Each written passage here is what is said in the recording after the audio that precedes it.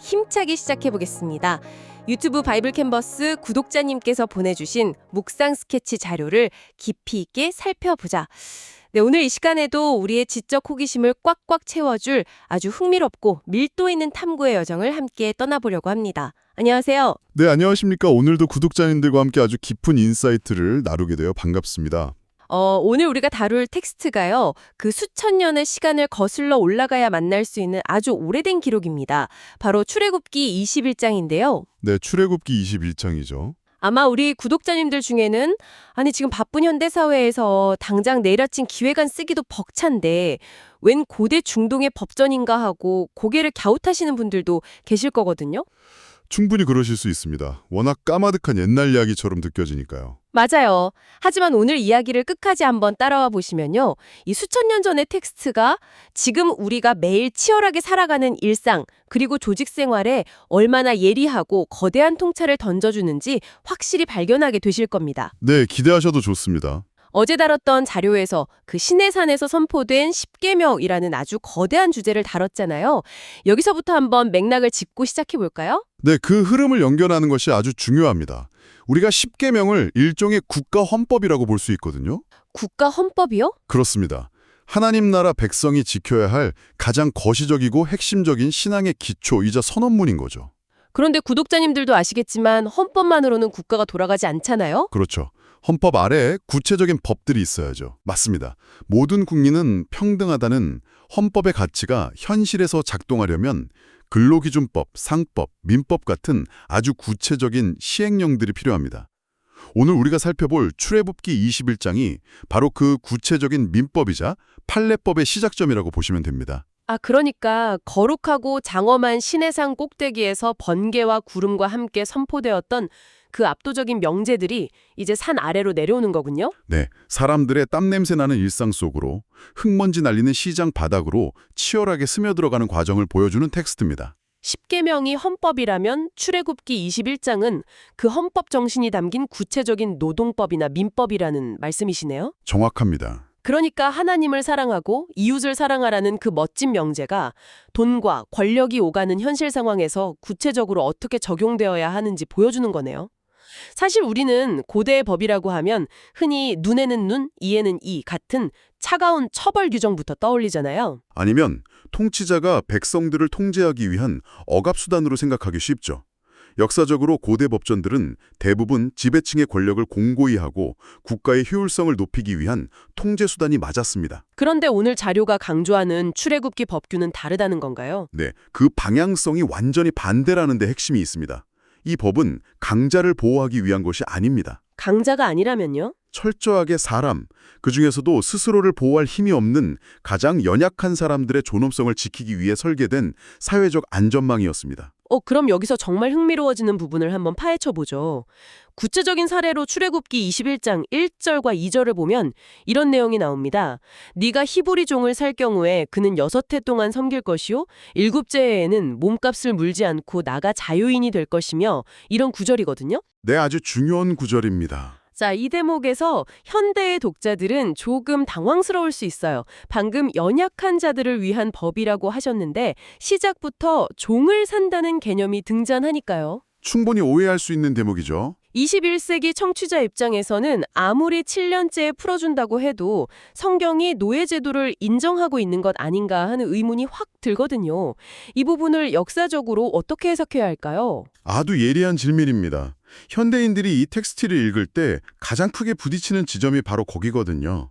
우리가 노예나 종이라는 단어를 들으면 아프리카에서 사람을 납치해다가 물건처럼 사고 팔았던 18세기 미국의 비극적인 인신매매형 노예제도를 떠올리기 쉽습니다. 맞아요. 채찍질 당하고 쇠사슬에 못 낀 모습이 연상되죠. 하지만 고대 근동, 특히 이스라엘 사회에서의 종 개념은 전혀 달랐습니다. 당시에는 을행도 없었고 파산 보호 신청 같은 국가적인 복지 제도도 없었지 않습니까? 복지제도가 전무했던 시대죠. 그래서 어떤 사람이 극심한 가뭄이나 흉년으로 빚을 지게 되어서 도저히 가족을 먹여 살릴 수 없는 한계 상황에 처했을 때 그가 선택할 수 있는 유일한 생존 방식이 바로 자신의 노동력을 담보로 제공하는 것이었습니다. 아, 노동력을 담보로요? 네, 채권자의 집에서 숙식을 해결하며 일하는 거죠.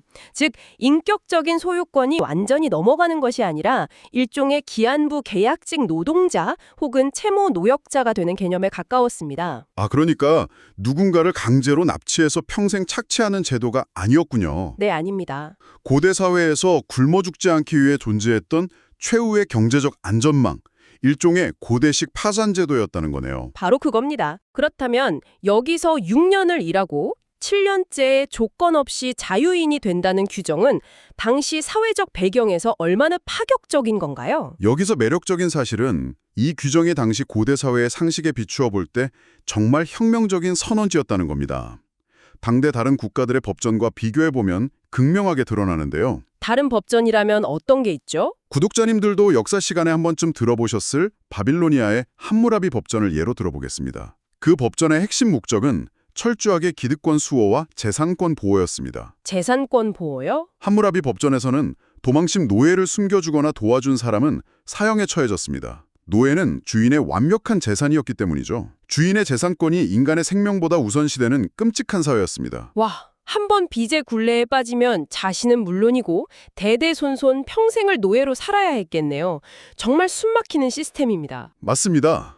그런데 오늘 우리가 살펴보는 출애굽기의 법은 그 숨막히는 구조에 강력한 브레이크를 걸어버립니다. 채무자가 노동력을 제공하더라도 그의 인생 전체를 송두리째 빼앗을 권리는 그 어떤 부자나 권력자에게도 없다는 것을 법으로 못 박아버린 겁니다. 아무리 빚이 많이 남아있어도요. 네, 아무리 남아있어도 7년자가 되면 모든 채무를 탕감하고 몸값 한 푼 받지 않고 그를 자유인으로 풀어주어야 합니다. 이것은 단순히 빚을 면제해주는 것을 넘어서 그 사람이 다시 한 명의 온전한 인격체로서 새 출발을 할 수 있도록 사회적 시스템을 완전히 리셋해주는 겁니다. 인간의 존엄성이 그 어떤 경제적 논리나 기득권의 재산권보다 우선한다는 거네요. 고대 사회에서는 도저히 상상할 수 없었던 엄청난 인권 선언입니다. 그렇습니다. 듣고 보니 정말 거대한 패러다임의 전환이네요. 생각해보면 이스라엘 백성들 스스로가 이집트에서 400년 동안 억압받던 뼛속 깊은 노예 출신들이었잖아요. 네, 그 뼈아픈 역사를 가지고 있죠. 자신들이 노예로 착취당했던 그 끔찍한 시스템을 답습하지 않고 오히려 사회의 가장 약자를 보호하는 제도를 스스로의 정체성으로 삼았다는 게 굉장히 인상 깊습니다. 이 지점에서 우리가 오늘 묵상 자료의 첫 번째 핵심에 도달하게 되는 것 같아요. 어떤 핵심을 말씀하시는 건가요? 흔히 우리는 신앙생활이라고 하면 조용한 방에서 기도를 하거나 웅장한 성전 안에서 엄숙하게 예배를 드리는 장면만 떠올리잖아요. 하지만 오늘 출애굽기 21장이 우리에게 증명하는 참된 신앙의 무대는 완전히 다른 곳에 있다는 거죠. 아주 정확하게 보셨습니다. 자료에서도 이 점을 명확하게 짚어내고 있는데요. 참된 신앙은 결코 성전의 높은 문턱 안에만 갇혀 있어서는 안 된다는 겁니다. 성전 문턱을 넘어야 하는 거군요. 만약 누군가가 성전 안에서는 거룩하고 경건하게 행동하면서 자신의 일터나 가정에서는 아랫사람의 노동력을 쥐어짜고 타인의 권리를 가볍게 여긴다면 그것은 하나님 나라의 헌법을 전혀 이해하지 못한 것입니다. 와, 진짜 찔리는 말씀이네요. 우리가 매일 아침 눈을 뜨고 복잡한 출근길, 지옥철에 시달리며 직장에서 동료들과 부대끼는 그곳이 바로 신앙의 무대라는 거잖아요. 맞습니다. 거래처와 이익을 두고 협상을 벌이는 그 치열하고 세속적인 삶의 현장, 바로 그곳에서 나의 권리를 조금 손해보더라도 상대방의 존엄성을 지켜주는 공의의 형태로 우리의 신앙이 증명되어야 한다는 뜻입니다. 삶의 현장에서 공의와 자비로 번역되지 않는 신앙은 공허한 외침에 불과하다. 종교적인 의식보다 내 직장의 인사고가 기준 혹은 내 사업장의 환불 규정에 얼마나 약자를 향한 배려가 녹아있느냐가 오히려 더 정확한 신앙의 척도가 될 수 있다는 사실이 굉장히 뼈아프게 다가옵니다. 일상에서의 실천이 본질이라는 거죠. 이렇게 법의 목적이 통지나 처벌이 아니라 인간 존엄성의 회복이라는 사실을 깨닫고 나니까요. 이 법을 만드신 분의 마음이 어떤 것인지 자연스럽게 시선이 이동하게 됩니다. 자료를 보면 이 법전 속에 담긴 따뜻한 시선을 묘사하는 대목이 등장하거든요. 네, 아주 감동적인 부분이죠. 저는 여기서 17세기 영국 청교도 신학자인 토마스 왓슨의 문장을 인용한 부분이 정말 가슴 깊게 와닿았습니다. 이렇게 쓰여 있어요. 하나님의 율법은 단순히 명령하는 입술이 아니라 우리의 영혼을 바른 길로 인도하는 자비로운 손길이다. 참 아름다운 문장입니다. 곱씹을수록 깊이가 있어요. 우리가 보통 법이나 율법이라고 하면 딱딱한 법전이나 무서운 심판관의 명령하는 입술을 떠올리는데 오히려 우리를 보호하는 자비로운 손길이라는 통찰이거든요. 이것을 더 큰 그림과 연결해 본다면 우리가 매일 발을 딛고 살아가는 이 세상이 도대체 어떤 원리로 굴러가고 있는지를 먼저 직시해야 합니다. 세상의 원리요? 구독자님께서도 사회생활을 하시면서 피부로 느끼시겠지만 세상의 기본적인 작동 원리는 철저하게 힘의 논리입니다. 자본이 많은 사람, 권력이 높은 사람, 정보가 빠른 사람이 유리한 고지를 점령하는 약육강식의 생존 게임이죠. 내가 저 사람보다 윗자리에 있으면 억누르고 약하면 속수무책으로 당해야 하는 구조 맞습니다. 이런 힘의 논리 안에서는 사실 그 누구도 참된 평안을 누릴 수 없습니다. 강자는 언제 치고 올라올지 모르는 경쟁자들 때문에 늘 불안에 떨어야 하고 약자는 끊임없는 억울함과 박탈감에 시달려야 하니까요. 맞아요. 현대사회는 겉으로는 세련되어 보이지만 본질적으로는 언제 먹힐지 몰라 항상 긴장 상태를 유지해야 하는 넥타이맨 정글이나 다름없죠. 하지만 하나님 나라의 질서는 완전히 다릅니다. 이들은 무자비한 힘의 논리가 아니라 철저하게 사랑과 공의의 질서 안에 거하도록 부름을 받았습니다. 사랑과 공의의 질서? 아까 토마스 왓슨이 말한 자비로운 손길이라는 것은 하나님의 율법이 우리의 자유를 억압하고 통제하기 위해 채워놓은 무거운 족쇄가 아니라는 뜻입니다. 오히려 우리가 약육강식의 짐승처럼 서로를 물어뜯지 않고 참된 인간성을 유지하며 평안을 누릴 수 있도록 방파제 역할을 해주는 안전장치라는 것이죠. 아, 탐욕의 브레이크를 걸어주는 거군요. 인간의 끝없는 탐욕의 브레이크를 걸어주고 가장 약한 자의 숨통을 틔워주는 그 세밀한 배려가 바로 법이라는 형태로 나타난 것입니다.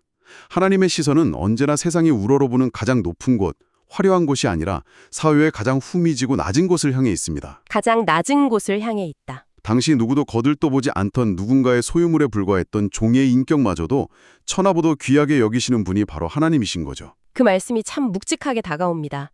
사실 현대사회에서 우리가 노예제도라는 단어를 쓰지는 않잖아요.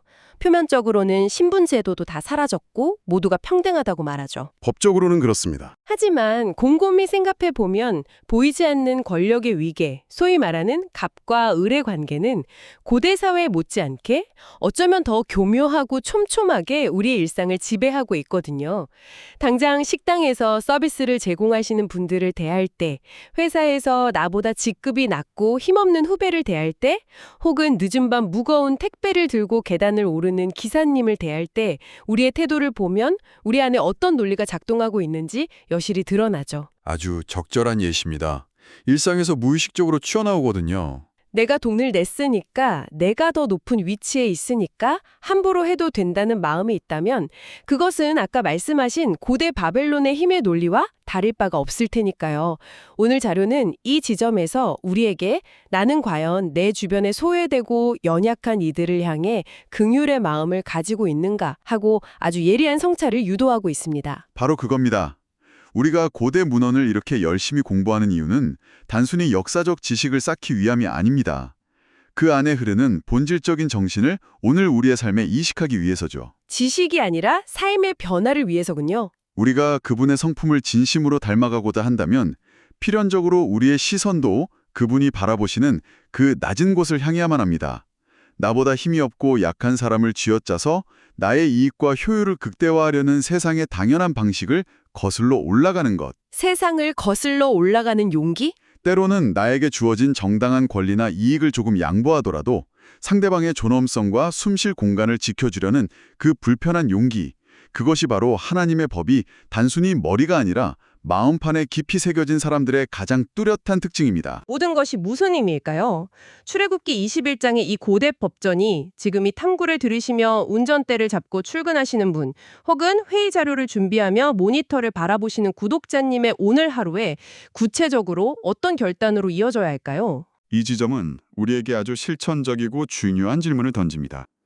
우리가 당장 사회의 거대한 구조적 모순을 단번에 뒤엎을 수는 없을 것입니다.